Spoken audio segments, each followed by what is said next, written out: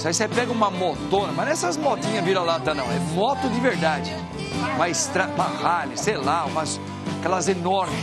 Ó, cabelo voando assim, ó. Óculos escuros e cara de bravo. Sabe por quê? Eu tô em cima de uma máquina quente. E uma música dessa aí. E o cachecol voando atrás assim, ó. Angel.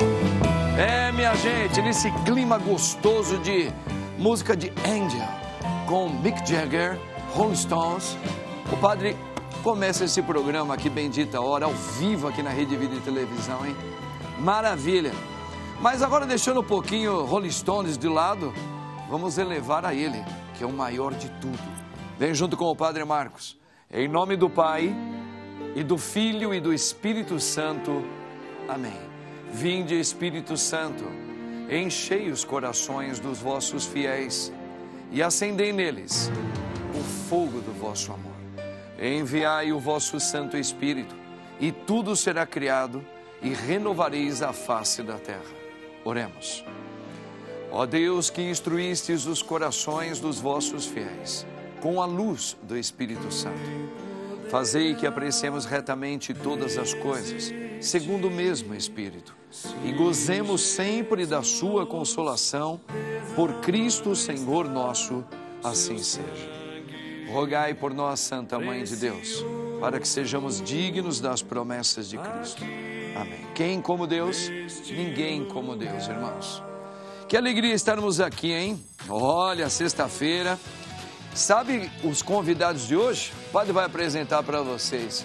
Eles são bons demais. Tem uma novidade deles aqui, mas o restante já é da casa, praticamente. Meu lado direito, ela é advogada, ela é consultora doméstica, palestrante, inteligentíssima, esportista, e tem esse livro maravilhoso dela aqui, Mineiro. Dá uma olhada aqui para mostrar para o nosso povo em casa. Na Balada da Vassoura. Sabe por quê? Porque ela fala disso daqui, ó. Ela faz com maestria ao revelar que a química da limpeza deve ser a química da vida, tá vendo? Eu estou falando dela, Maria Eugênia Cerqueira. Maria, vamos juntos sempre. Sempre. Você é muito querida, viu? Igualmente. Nossa, muito de você. Idem. Maravilhosa. Gente, ela está vindo pela primeira vez. Ela é uma médica, cardiologista. Ela é professora e mentora de médicos. Ela também trabalha é uma referência na reposição hormonal e emagrecimento saudável. Estou aqui a honra de trazer que é a doutora Eline Lobo. Eline, doutora, seja bem-vinda. É uma honra. É uma alegria, viu? É muito querida, simpática essa doutora aqui, hein? Eu queria ter uma doutora assim, toda hora para me consultar. Eu falei para ela que ando com umas dorzinhas. Ela falou assim, é onde? É aqui. Eu falei, calma, padre, calma. Ela já acalmou, padre. É isso aí. Gostei muito. Gente, ela é psicopedagoga, cantora católica, vice-diretora de escola. Eu tenho a honra de trazer mais uma vez aqui a minha querida amiga Ale Duarte. Ale? A honra é toda minha. Seja bem-vinda. Muito obrigada. Querida, viu? É isso aí. Bem. Gente, o esposo dela tá aqui, né? Mas ele também é muito competente. Advogado, presidente da Comissão de Direito Anti-Bullying da OAB, lá de Mogi das Cruzes, especialista em Direito Anti-Bullying e a Cyberbullying. É. Mestrado em Educação. Eu estou falando aqui com o nosso querido doutor Juliano Melo Duarte. Padrão. Tamo junto. Prazer, hein? Muito Doutor, obrigado. Uma alegria. Maravilhoso, Juliano. Não tem pra ninguém, não. Gente, muito bem. Então tá aqui a apresentação. Daqui a pouquinho o padre vai falar também desse livrinho aqui, pela Lê. Mas vamos aqui a um pensamento do dia. Dá uma olhada aqui na tela, ó. Queria ouvir a opinião da mesa um pouquinho sobre esse pensamento. Não tem como saber onde a gente vai chegar sem ir. Olha lá. Sim. Não tem como saber onde a gente vai chegar sem ir. Vocês concordam? Porque a gente precisa ir para saber mesmo onde a gente vai chegar. Sempre a gente precisa fazer um experimento. Ou vocês acham que a gente pode chegar, às vezes, sem precisar ir? Eu acho que é um pensamento aí que vale a pena. Queria ouvir um pouquinho a opinião de vocês. Eu acho que você tem que ter uma meta, um ponto de referência, um foco. Sim. Aí sim, mesmo que você não atinja o seu ponto final, mas Você tem que ter uma meta. Você tem que ter uma meta. E se você não tentar, você jamais vai saber se você vai conseguir E ou aí não. está a saída. Eu preciso apostar ali. Eu preciso, Apostar ali. né? Eu preciso Focar. me focar lá. Isso é um Lógico. sair. Isso é a filosofia de todo corredor. A gente não sabe se vai chegar na linha de chegada, mas você tem que tentar. Se você não for pelo caminho, não tem linha de chegada. Outros ainda dizem, conforme a nossa querida Maria Eugênia está dizendo, que a intenção maior não é chegar, é ir, e tentar. Vocês concordam? Né? Para a gente saber aonde a gente pode chegar. Às vezes a gente não chega, mas eu tentei. Quando a gente Lógico. tenta, a gente chega e o resultado é satisfatório, um resultado bom, a gente fala, por que eu não fui antes? Exatamente. Então é realmente um grande mistério, né? Mas a gente acha que a gente deve ir para conhecer, atingir esse objetivo e é a grande roda gigante da vida, É verdade. digo isso. Eu penso assim, a gente tem muitas vezes medo, né, de não dar certo.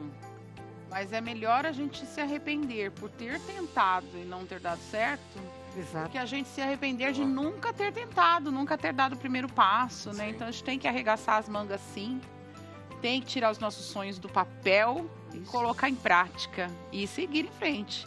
Se der certo, é lucro pra gente, mas pelo menos Se a não gente deu foi. também, eu tentei, fui, Eu fiz. tentei. Aí a gente levanta. É experiência. Aí? Se não der certo, é experiência. Não Exatamente. deu certo. Eu pensei, concorda, doutora? É uma questão de coragem também. Eu acho que coragem é fundamental. Coragem. E também saber honrar a estrada, né? Porque muitas vezes a gente pensa no objetivo final e esquece o processo. E na vida tudo é o processo. Então é a coragem para ir, gostar e aproveitar o processo para poder extrair tudo o que a vida tem a oferecer nesse processo. Muito bom, muito bom. Isso me fez lembrar também rapidinho o purgatório na fé católica, né? Nós cremos no purgatório. O purgatório também, ele é um pouco isso. Você tem um lançar, você tem um objetivo, só que muitas vezes você não conseguiu, porque às vezes eu estou num caminho em busca de uma santidade, mas muitas vezes eu ainda não consegui. Por exemplo, algumas coisas em nós, por exemplo, eu tinha que amar mais, perdoar, mas eu quero tanto, eu estou me esforçando, só que às vezes Deus me chama. Não deu tempo, nem deu perdoar, porém, eu quis perdoar. Então tem um pouco essa meta também de eu quero chegar, não cheguei, mas que Deus me encontre indo. Isso é importante também. Legal. Vamos ver aqui, hoje nós temos uma enquete nessa sexta-feira, gente, ó, ela é o seguinte, você acredita que a idade nos limita a realizar nossos sonhos? Sim ou não? Aí vocês aí em casa é que vão responder, tá? Você volte aí pelo nosso Instagram oficial, @programa Bendita Hora. Então vamos lá, você acredita que a idade está chegando, vai limitar você de chegar aos seus sonhos, né? A sonhos? Sim ou não? No finalzinho do programa nós vamos fazer vamos responder, mostrar para todo mundo como é que o nosso povo está pensando a questão da idade e sonhos. Fechou? Legal, vamos à primeira informação? Vamos lá, minha gente bonita, que mesa maravilhosa. Qual a influência da testosterona no corpo da mulher? Doutora, no corpo da mulher, a testosterona, a gente ouviu falar muito mais com os homens, né? Que o homem é importante. Mas e no corpo feminino, no corpo da mulher? Qual a influência? Se tem essa importância, explica um pouquinho para nós, doutora. Então, existe esse mito de exclusividade de que a testosterona é um hormônio só Para os homens. Para os homens. E, na verdade, é que a testosterona ela é produzida numa escala de 15 vezes maior nos homens do que em nós mulheres. Mas o equilíbrio da testosterona é importante para diversos sistemas. As mulheres têm receptores de testosterona em todos os sistemas, desde o sistema cardiovascular ao sistema cerebral, ósseo, pele. Mas assim, doutor, assim, só para acho que nossos telespectadores entenderem um pouco mais em detalhe, aproveitar que a senhora está aqui, o papel dela, o que a testosterona, o que ela fabrica, o que ela protege, o que ela eleva. Enfim, só para a gente entender que o homem tem uma quantidade talvez um pouco maior, mas que a mulher precisa ter. A função biológica da testosterona é a diferenciação das características sexuais.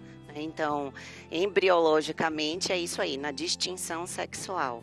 Mas em termos do feminino, que eu acho que é o tema principal, a testosterona, ela é um hormônio relacionado à fertilidade, né, à procriação.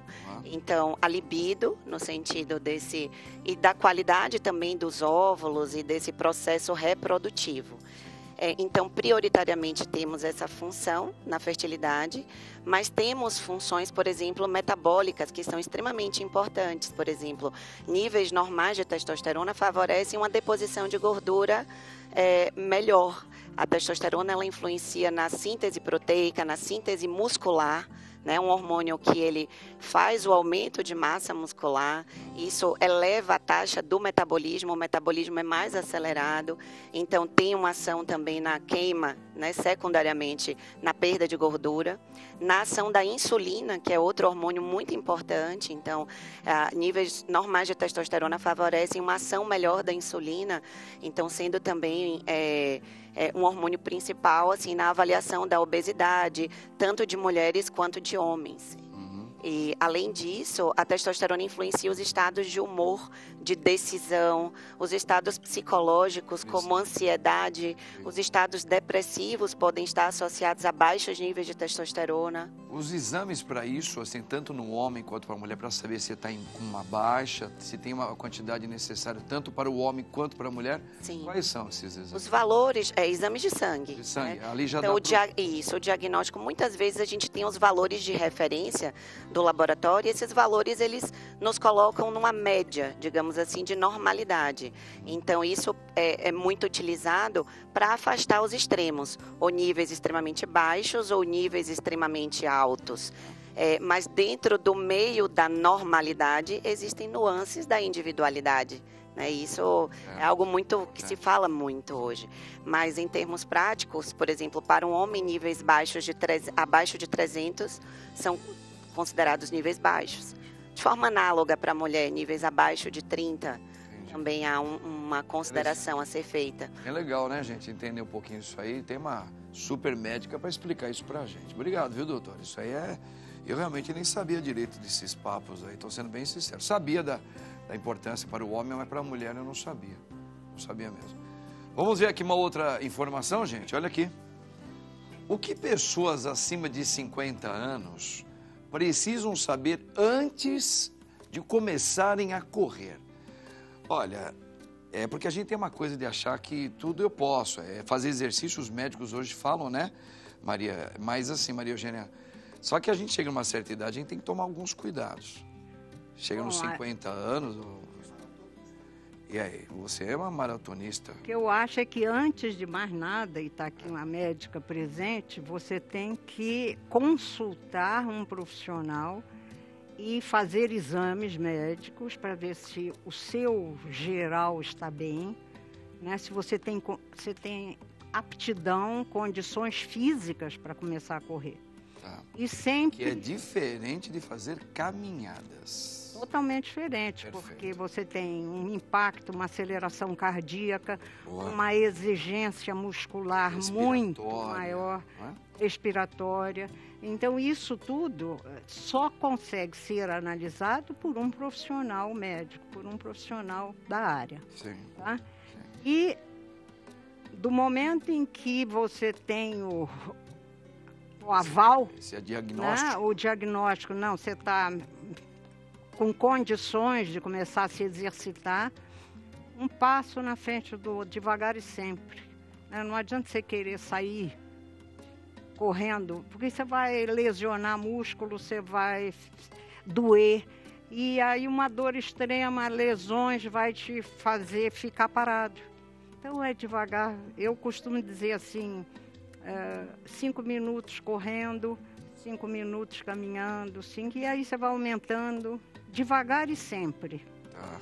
E aí você chega na maratona. Eu tenho uma impressão, Maria Eugênia, uma impressão olhando com os meus olhos, que nós estamos vendo uma geração que vem aderindo cada vez mais a correr.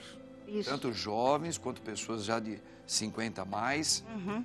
E eu espero que todos estejam tendo essa consciência de procurar um profissional, fazer primeiro um diagnóstico. Um check-up. E cada um como a senhora colocou também, né, doutora? Cada um não é porque eu tenho Um 50, o outro também tem. Eu preciso primeiro me conhecer.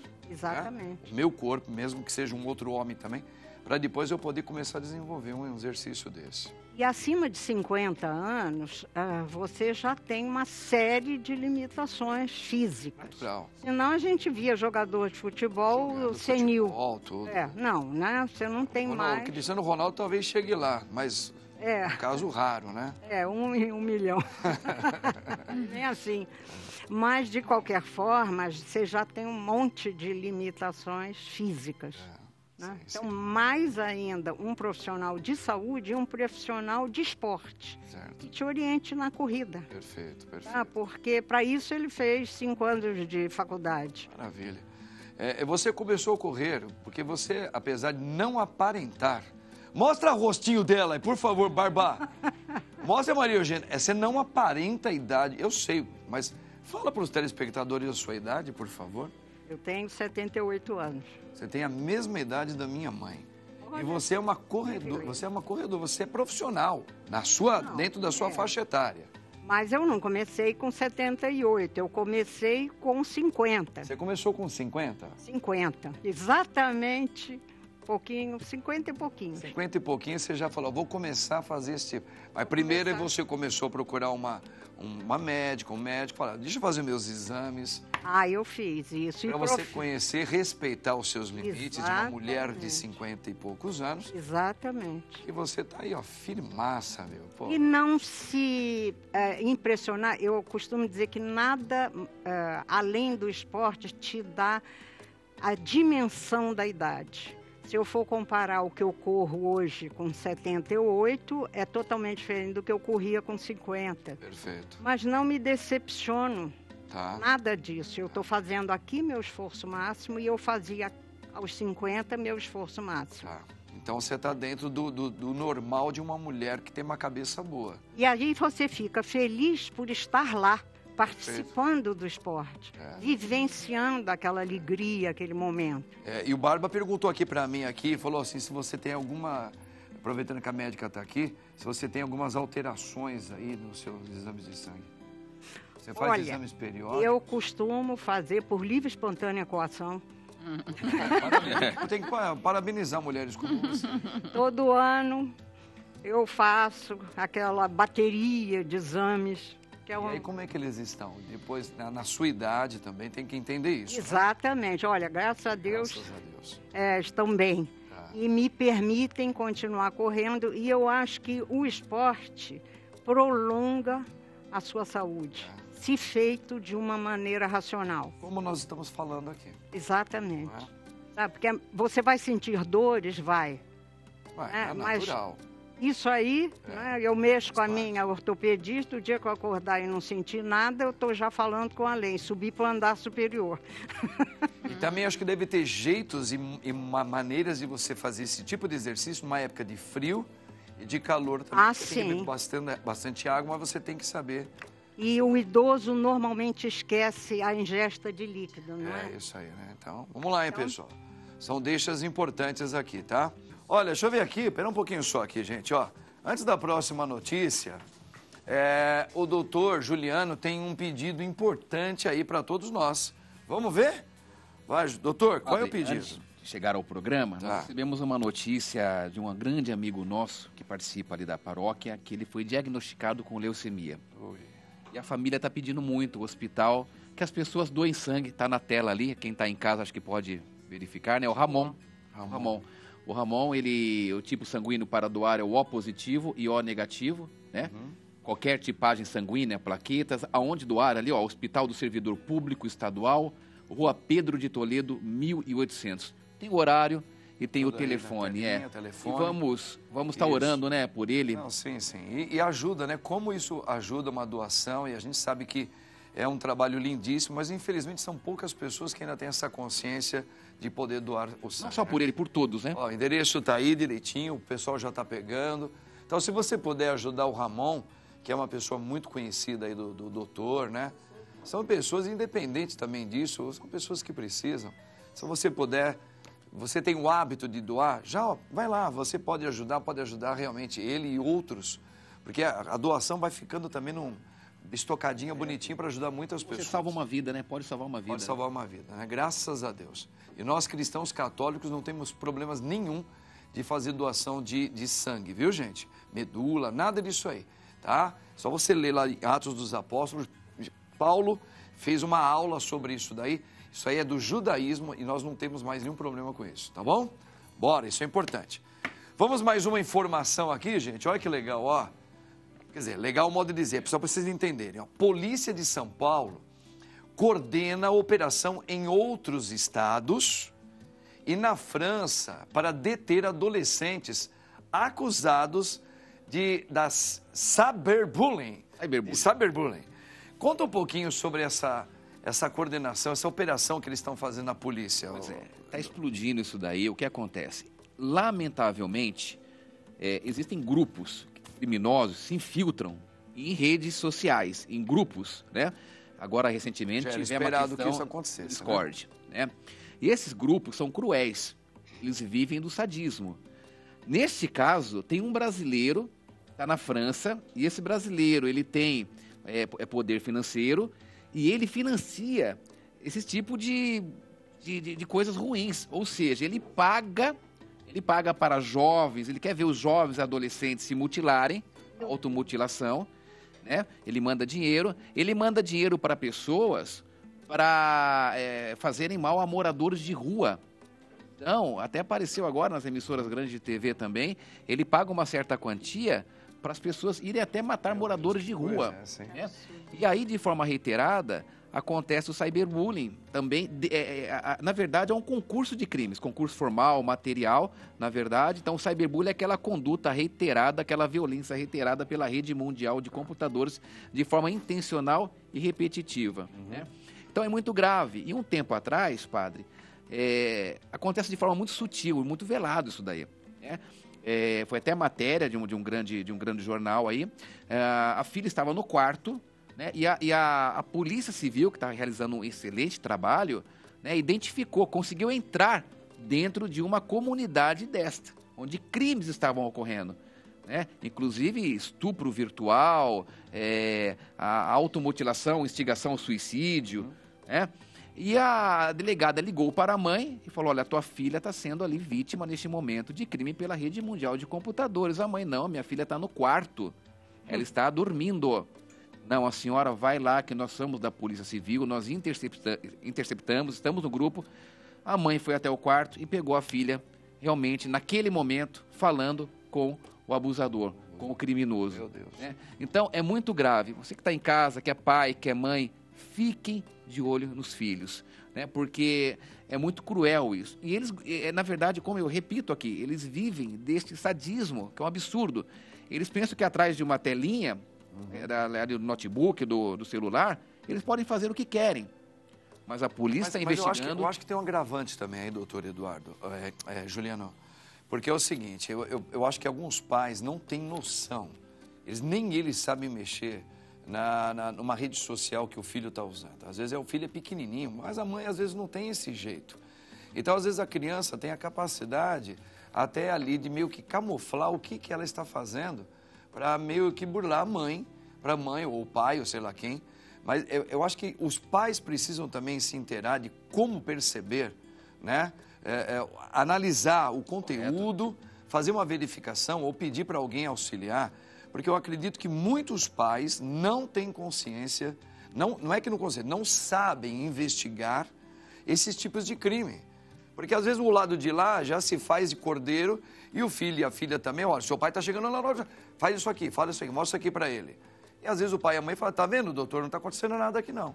E está tendo uma cortina por trás. Porque mais de 80% das crianças, jovens, têm acesso ao celular, né? E 70% a 80% dos pais não fiscalizam.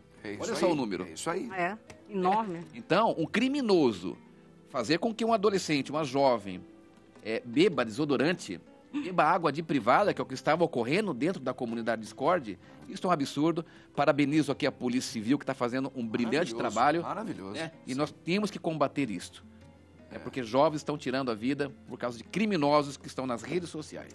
E a população precisa ficar bem ligada sobre isso aí mesmo, como o padre está falando, né? Os pais, os responsáveis pelos jovenzinhos, precisam fazer um diagnóstico, aprender a diagnosticar o trabalho das redes sociais dos seus filhos.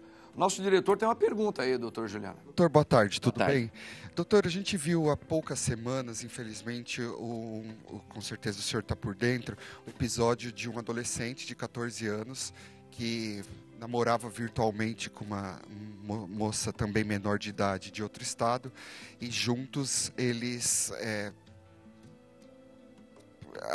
programaram o assassinato dos pais desse rapaz. Esse rapaz acabou assassinando os próprios pais com influência dessa namorada.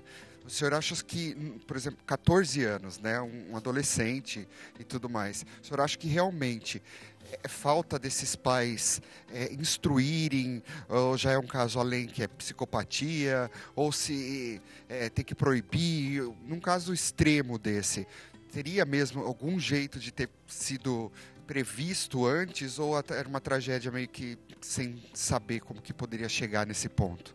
Nós sabemos que a mente humana, ela borbulha, né? Então, assim, lógico que nós podemos ter a questão de psicopatia, enfim, mas nós não podemos jogar tudo, né, a culpa na questão da psicopatia, porque aí a psicologia pode explicar tudo isso muito bem. Eu acredito que isto é tudo relacionado a valores, né? A questão moral, a questão de uma base familiar, a questão de entender, de compreender, da gente estar sempre instruindo, né? Que a rede mundial, hoje a internet, é uma ferramenta maravilhosa, excelente, né? A inteligência artificial é uma excelente ferramenta, mas lamentavelmente tem gente que a utiliza para coisas não tão boas ou péssimas, né? A venda de rim humano, né? Dentro da rede mundial de computadores, dentro da Deep Web. Então, tem que tomar muito cuidado. Eu acredito que tem que ter uma educação tecnológica aí, uma explicação melhor de como funciona e os perigos e de como combater. E também leis que regulamentem de uma forma mais pontual tudo isso. A gente tinha uma educação que nossos pais nos davam, dizendo que nossos pais eles eram sagrados. Isso. Então nós crescemos com a mentalidade que a minha mãe é sagrada. A gente não podia nem chamar mãe de você. Temor. Não é? Porque não era porque a gente mas era um temor de respeito pela mãe, o significado dela e do pai. Então a nossa geração, nós crescemos diante de uma cultura, vamos dizer assim, e também de uma fé, onde os pais da gente, eles eram intocáveis no sentido de você nunca criar um dano moral ou físico para o seu pai e para a sua mãe. Eu lembro que uma vez só, eu estava brincando com meu irmão e sem querer, eu fui brincar de dar murro. E a minha mãe passou por perto, eu bati no nariz da minha mãe. Ficou eu e meu irmão chorando a tarde toda porque nós machucamos o nariz da nossa mãe. Porque a gente sempre ouviu falar, mãe é sagrada, pai é sagrado. Agora, então a questão da educação hoje, aí é uma pergunta que se deixa no ar, que hoje, as gerações dos educadores hoje que têm filhos pequenos, eles colocam essa questão do sagrado, que é o pai, a mãe e os irmãos também, na vida de crianças. Porque se você vê uma menina que incentiva o namorado a matar os pais, e ele mata, como é que ele entende o pai e a mãe? Como é que está vindo a imagem paterna e materna na vida de uma criança? Quais são os valores? Quais são os valores, não é? Então isso me parece que está mais aqui embaixo, a gaveta, e eu acho que nós precisamos trabalhar muito isso daí, com muito carinho. Muito bem, gente, vamos aqui uma outra informação. Olha, é uma pena, né? É triste isso. Como as mentiras na infância estão ligadas ao desenvolvimento dos pequenos. Ale, você trabalha muito com as crianças, né? A criançadinha gosta de mentir, né? Mente para sair bem, muito. Por medo também, enfim. E o mais cômico, vamos dizer, de tudo isso, é a gente receber o pai e a mãe na escola e falar assim, o meu filho não mente. O meu filho não mente, o filho dele nunca mente, é sempre o filho do outro que mente, né? Mas enfim, a mentira, ela faz parte do desenvolvimento da criança. É natural que a criança minta, para ela se proteger de alguma coisa. Ela ser é humano, como todos nós, já mentimos Nós também. adultos mentimos. Nós Nós mentimos constantemente para nós. Quantas vezes a gente mente para nós mesmos? Segunda-feira eu vou começar a fazer academia. A gente sabe que é mentira, mas Vou tá. fazer os exames com a doutora Isso. lá. Passou 3 Quantas vezes, né? Então, assim, já eu acho que é uma coisa intrínseca do ser humano. Agora aqui, a criança mentir e nós acobertarmos, esse é o errado. Esse é o errado. Ou então a gente punir de forma severa e às vezes a criança nem sabe por que ela está sendo punida, né? Mas assim, a gente costuma dizer sempre para os pais, quando eles vêm conversar com a gente na escola. A escola é um ensaio da sociedade. É importante que aqui na escola aconteça, sim, essas coisas, as mentiras, a fofoca. É natural isso, vai acontecer, porque são seres humanos que estão crescendo. Eles estão, muitas vezes, reproduzindo o que eles veem em casa. Né? Sim. Que às vezes ele viu que lá o pai contou uma mentirinha, a mãe contou e ficou numa boa. Ele está só reproduzindo. E aí cabe ao educador o quê? Ensinar. Ensinar o que é certo, o que é errado, a consequência da mentira, para que ele possa crescer um ser humano com valores. Agora, se a criança só mente o tempo todo, aí é um caso sério. Aí é um caso de procurar um profissional. Porque a gente tem acompanhamento. A gente tem casos assim de crianças que pegam as coisas dos outros e guardam na mochila e aí depois jura de pé junto que não foi ela que pegou, né? Então assim, aí o que a gente faz? A gente chama os pais e aconselha, olha, não é a primeira vez que acontece, a gente tem registro disso, daquilo, a gente está conversando, não está dando certo, provavelmente a senhora, o senhor já está tomando providência também em casa, às vezes não está, né? Mas a gente dá uma de que, né? Tem que saber falar muito bem isso para os pais. Muito bem, tipo assim, eu aposto muito nessa criança, ela é inteligentíssima. Isso. Mas, como está sendo recorrente, é importante que o senhor procure um profissional. Isso. Então, vai atrás de um psicólogo, né? Procura, se orienta, porque talvez tenha mais alguma coisa por trás dessas mentiras aí. Agora, aquela mentira corriqueira é super natural, normal, e a gente tem que saber também, a gente tem que dar abertura para a criança, né? Pensar por que será que essa criança está mentindo, para mim, principalmente, porque ela está escondendo. Será que ela tem medo de mim, né? Perfeito. Então... Ó, rapidinho aqui, mostra a criança que cresceu deles aqui do casalzinho. Aqui, ó, do nosso querido Juliano e da Lê, que é o filhão delas, é um rapaz, é um jovenzinho, né? Jovem de 21 anos, Rafael. Rafael, isso aí. Você não mente não, né, Rafael? Aí. Acabou de mentir. Futuro advogado, viu, padre? Futuro advogado. Está no 7º semestre de Direito. Aí. Deus abençoe Mas vocês, ele é um orgulho entendeu? pra gente mesmo. Olha que é legal verdade. os pais falar isso pra nós, né? Ele parece um bom menino mesmo. Vamos ver aqui uma outra informação? Bora? Aqui, ó. É possível acelerar o metabolismo com exercícios? Doutora, é possível acelerar o metabolismo com exercício? Bom, os exercícios, eu posso falar besteira, mas naturalmente o exercício já vai acelerar, né? Sim. O metabolismo da gente. É só você fazer um esforço. Você aumenta seu gasto calórico e você já está com o metabolismo mais acelerado. Mas a longo prazo, a prática regular vai fazer com que você entre, digamos assim, num novo estado metabólico, um estado mais, a constância da atividade física, o ganho de massa muscular. O músculo é muito importante. Eu digo sempre para os pacientes que o músculo é uma moeda de longevidade, porque o músculo ele tem diversas propriedades para o metabolismo. Principalmente nas pernas, doutora? Sim, nas pernas, muitos pacientes perguntam isso, até por conta de um estudo recente que até mostrou uma associação do ganho de massa muscular com menor demência, com melhora desses estados depressivos, e de fato o músculo ele vai trabalhar a nosso favor. Além disso, protege o nosso esqueleto. Então, quando a gente pensa no envelhecimento, principalmente para as mulheres, que a menopausa faz uma queda de densidade óssea, então osteopenia, osteoporose, que é a principal causa na mulher é a menopausa. E o músculo, ele protege, é o arcabouço que protege. Não querendo colocar a Maria Eugênia nunca em dúvida, porque ela é uma atleta e eu admiro essa mulher. O fato de correr, uma senhora, um senhor já de uma certa idade, A corrida não elimina um pouco a questão dos músculos? Ela não pode também criar essa outra dificuldade? Exato. Isso depende muito desse acompanhamento que ela faz com... Ela faz. Isso, porque há nesse cenário de pacientes mais velhos e que se colocam num estado de atividade física que é exaustivo e que é muitas vezes muito intenso, né? Muito intensa a atividade, é muito importante que os hormônios estejam regularizados também. Hormônios, alimentação, sono, porque com esse pilar, esse tripé, a gente consegue preservar a massa muscular, porque é muito desafiador. E o hipertireoidismo? Também. Porque, assim, porque você tem a impressão que o meu metabolismo está sempre acelerado. No meu caso, eu sou desde os meus 40 e pouco, eu tenho hipertireoidismo. E eu falei outro dia para o médico, doutor, eu tenho vontade de fazer exercício. Quando eu faço, eu sinto que o meu coração fica mais agitado. Ele falou, é assim mesmo. É assim mesmo. Continue fazendo. Eu falei, mas não vai me dar um infarto? Não, só faça com doses que nem ela está falando. Se conheça, vai fazendo tranquilo, que vai te fazer bem. Você vai saber a hora de parar, Você vai saber, você né? vai ver até que o teu metabolismo vai se regulando nessa hora. Inclusive a pressão. É natural que a pressão suba na atividade física. Sim. Então, quando a gente coloca um paciente num teste de esforço, existe a elevação da frequência cardíaca e da pressão. Então, isso também é fisiológico.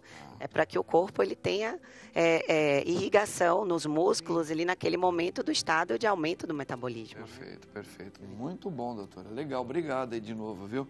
Vamos ver mais uma informação aqui, gente. Olha aqui, ó. A inserção da inteligência artificial nos nossos dias. Como que isso aí tá... A gente tem que saber usar isso com sabedoria. E você é uma mulher inteligente. Dizem, né? Não provam. Todo mundo fala. Eu passei a minha juventude sem a inteligência artificial. E aí, em 1980, 1990, começou a surgir. E hoje em dia impera em todas as atividades. Médica, advocatícia, tudo. Até religioso. É? Eu também. Dá para usar. Eu fico, assim, muito surpresa, porque outro dia eu fiz um teste, até na nossa área. Eu estava redigindo uma petição, acabei a petição, joguei no ChatGPT, né, para ver. Né?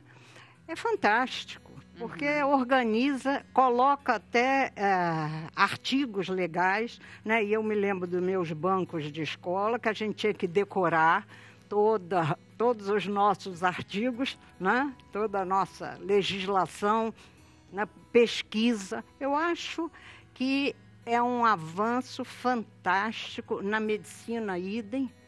Né? Hoje em dia, você sai do médico com um libreto de exames, né? Que quase que existe um diagnóstico que o médico vai interpretar.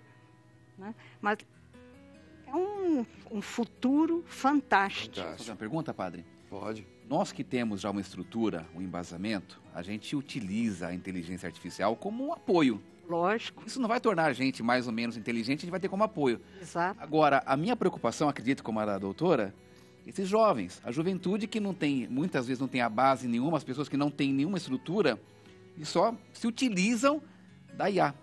Né? Isso. O ChatGPT. Como é que fica isso? Vai ficar, né, Vazio. essa geração aí? Sem estofo.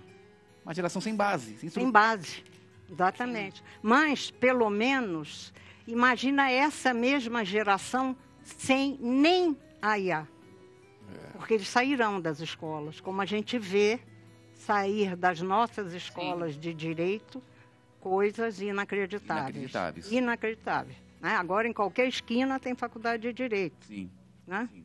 Então, eu acho que, mesmo assim, é positivo. Acaba sendo positivo. Não é? Porque, pelo menos, se a pessoa, será que ela não vai ter consciência de quão aquém da profissão ela está? Com o uso desse... Porque o mercado vai selecionar depois, né, padre? O mercado vai selecionar. Exatamente. Né? Aí você vai buscar excelência. Você não pode ser bom só eu acho que é isso aí. GPT, né? Eu acho que é isso mesmo. Talvez vai despertar a pessoa a querer, vou fazer um aprofundamento. Exatamente. Vai levar nisso. Legal, legal. Vamos ver aqui, parece que a outra informação, parece que ela se une com essa daqui, hein? Vamos ver, ó. As armadilhas da internet e como orientar crianças e adolescentes a evitá-las. Eu acredito que é um gancho aí, né? Maria Eugênia.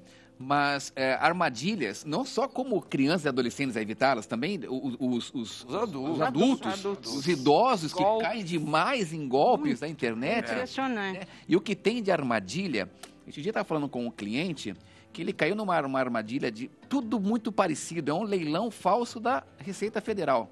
Nossa, mãe. Olha a audácia, né, das pessoas que fazem tudo igual. Então, na hora que compras online, vai lá comprar numa loja de magazine, né, doutora? Uhum. Na hora que for pagar, dá uma olhadinha com cautela, porque na correria acaba se pagando, essa loucura do dia a dia. Mas dá uma olhadinha ali no beneficiário, o nome, né? E você vai olhar aqui, Pix, vai estar o nome de uma outra pessoa. Tem algo estranho.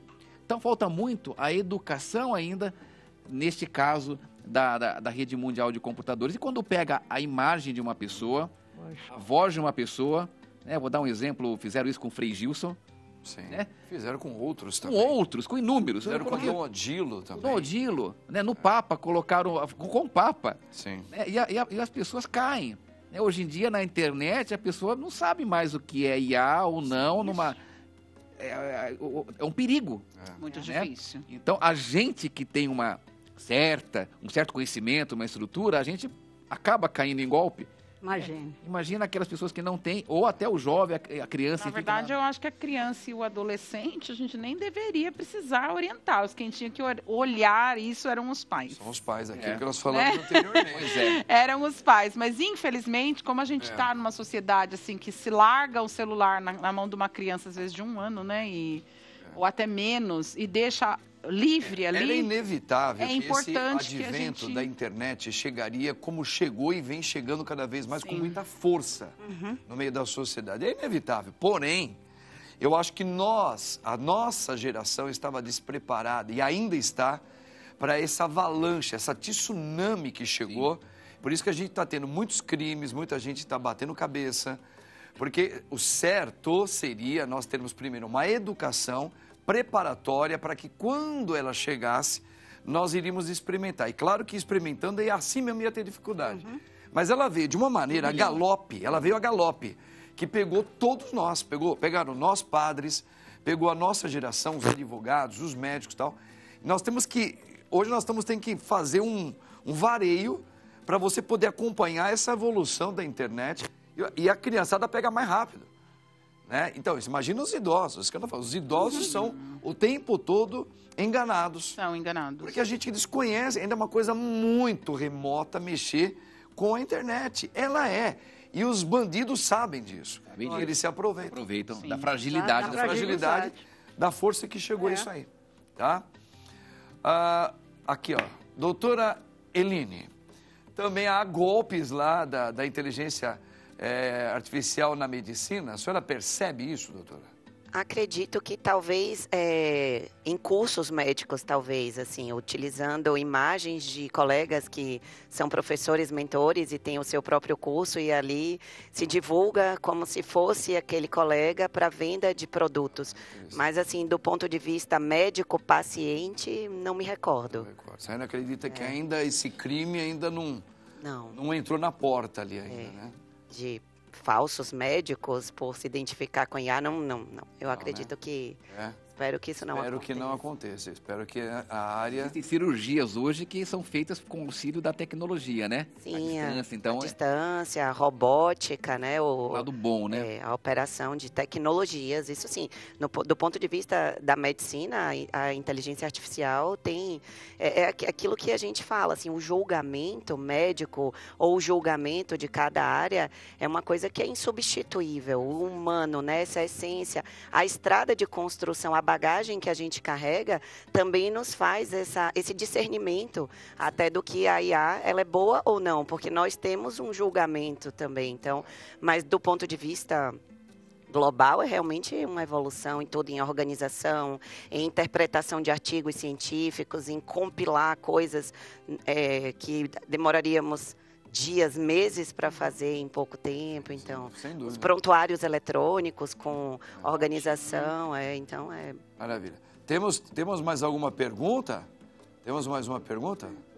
Vamos lá, o diretor vai fazer uma pergunta aqui. Até para a doutora, eu vejo que em muitos casos também, como a doutora falou, usam da inteligência artificial até para falar sobre falsos medicamentos, né? Isso eu acho que também é muito grave, né? Que as pessoas acabam acreditando que às vezes medicamento X ou Y faz bem ou faz mal, ou até falsificam esse medicamento e anunciam na internet como verdadeiro, né, doutora? Isso as pessoas têm que ficar muito ligadas também, né? Porque às vezes um medicamento, por exemplo, aqueles emagrecedores, as pessoas veem no Mercado Livre que custa R$100 e a gente sabe que custa acima de R$1.000. Então, tem que desconfiar, né? Tem que saber que aquilo é muito grave, né? Porque está mexendo com a saúde, né? Exatamente, mas isso também vem uma coisa do ser humano, uma característica do imediatismo, né? Então, muitas vezes as pessoas querem soluções rápidas, baratas e, digamos assim, instantâneas. Então, esse filtro em busca dessa urgência é algo que também precisa de educação. As pessoas elas precisam ter esse bom senso, esse discernimento, porque isso é extremamente comum, né? Essa oferta de milagre, né? Coisas que são potencialmente milagrosas, então muito se pega muitas vezes na dor da pessoa. Então isso a gente vê muito no emagrecimento, né? Que as pessoas, então assim, quando fala em emagrecer, até o próprio paciente às vezes ele não calcula o risco que ele está correndo, parece que fica cego ali. Então, essas ferramentas, quando usadas de uma forma indevida para golpes, isso é catastrófico. Olha que do imediatismo que ela falou, vem a ansiedade, da ansiedade vem a depressão e vira uma bola de neve. Não é verdade? Sim. Que aquele ditado, né? Quando a esmola é demais, o santo tem que confia, né? Acho que tem que valer para isso, para tudo. Que papo bom hoje, hein? Vamos ver, tem mais uma informação aqui, ó. Dá uma olhada aqui, gente. Olha, desvendando o poder da música, como ela influencia as nossas emoções e o nosso bem-estar. A música, acho que a gente já sabe que são favas contadas, ela tem um poder, assim, gigante, né, Ale? Sim. E trazer um bem-estar para a humanidade, até para os animaizinhos, para o ambiente todo, né? Sem dúvida. Inclusive, pode ajudar a gente a descansar, a dormir, a se concentrar. A música é muito poderosa mesmo, né? Até te deixar agitado demais para cometer violência também. E isso pode passar dos limites, pode. Né? Eu vou falar no que eu experimento, né? Eu canto na igreja, canto na missa. E às vezes eu chego para cantar e eu não estou bem para cantar. Aquele dia, assim, o padre celebra, deve saber também que tem aqueles dias que a gente, né? Mas a gente tem a nossa obrigação, o nosso compromisso e a gente tem que assumir e ir em frente. E é incrível quando termina, né? E não só pela missa, que é maravilhosa, e a Eucaristia ali, mas pelo fato de que eu cantei e que eu transmiti a mensagem, ajudei que a mensagem chegasse nos corações ali. Então, procuro escolher as músicas com bastante cautela, que falem exatamente, que vão de encontro com o evangelho, com a palavra, assim. E é tão gostoso depois chegar às pessoas e falarem, nossa, obrigado, porque você me ajudou a rezar. Sabe? Então, assim, o poder, eu falo pelo que eu experimento, né? E aí, o Juliano pode me ajudar? Por exemplo, quando a gente vai fazer colocar a melodia num salmo. Quando o salmo é de louvor, os acordes são maiores. Maiores, né? Acordes em tons maiores. Quando o salmo é de súplica, ele puxa no teclado, que ele toca comigo, né? Os tons menores, né? Porque ele vai levar a pessoa àquela reflexão, né? Então, assim, também na educação, a gente pode encaixar, por exemplo, tem um ruído branco. Não é música, mas trabalha com frequências de som, né? Não sei se vocês já ouviram falar sobre o ruído branco, que ajuda a gente na concentração. E ele é bem legal para os autistas, né? Como a gente está tendo aí esse boom, né, de autistas chegando na escola, cada vez mais. Também tem a frequência delta, que ajuda a dormir, né? Tem um músico católico, até muito famoso, que fez um CD só com músicas no piano, tudo na frequência delta, para que as pessoas que têm problema de insônia consigam dormir, consigam descansar. Entrar nessa... No sono bom mesmo, que é aquele sono REM, né? Que é aquele sono que você descansa, seu corpo descansa, né? Eu tenho a impressão, Ale, que quando nós que cremos na existência do nosso Deus, quando Ele criou toda a criação, principalmente nós, seres humanos, o sentimento, nossos afetos humanos, né? O meu querer, o meu gostar, o meu sentir, o meu esperar, meu apaixonar-se, ele foi redigido em música. Acho que isso é uma música na contemplação em Deus, sabe? Por que isso? Porque a música, quando você falou muito bem a questão dos salmos, quando eu não estou bem, até as notas, elas são diferentes e elas podem me acalmar, né? Quando eu estou muito agitado, então os nossos afetos é como se fossem ondas também. Sim. Eu, na minha imaginação, como um crente em Deus, eu acredito que nós somos meio que, entre aspas, seres humanos musicais. Eu acredito que sim. Acho que se não existisse a música... Nossos afetos, nossos sinais estão muito ligados Inclusive, tem médicos que sons. operam ouvindo música, né? Tem. Tem um amigo que faz isso. E também eu acredito muito que tem a ver com a mentalidade, a mente, o pensamento que vai as palavras que você está ali proferindo, o tipo de música, a letra da música que você está ouvindo, é a materialização muitas vezes de um estado de pensamento. Você ou quer chegar, ou está passando, ou deseja um dia passar. Então, ou você fortalece algo que você tem de bom, ou se conecta com algo maior. Eu acho que a música, ela é uma via de conexão. Né? E muito interessante você ter falado disso, é que eu estava, esses dias, vendo um vídeo que falava que existem frequências como 432 Hz. Sim. Essa frequência, ela tem uma associação com a criação universal. Olha que lindo. Conecta com estados. Assim, não há comprovação científica para isso, mas há... Que legal. Inclusive, no trabalho que o senhor vai falar daqui a pouco do livro, dentro desse trabalho nosso, a gente fez uma música, que é uma música para a gente cantar quando for falar sobre esse tema, que é bullying, cyberbullying, né?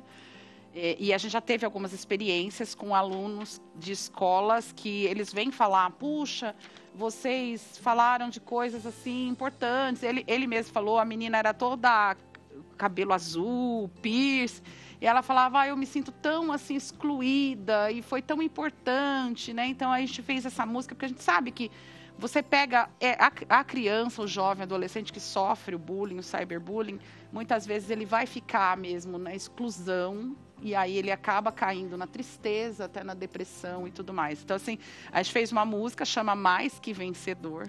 Mais que vencedor. Mais que vencedor. Você vai cantar pra gente? Posso cantar. Ela pode cantar, ela vai cantar. Agora canta no finalzinho.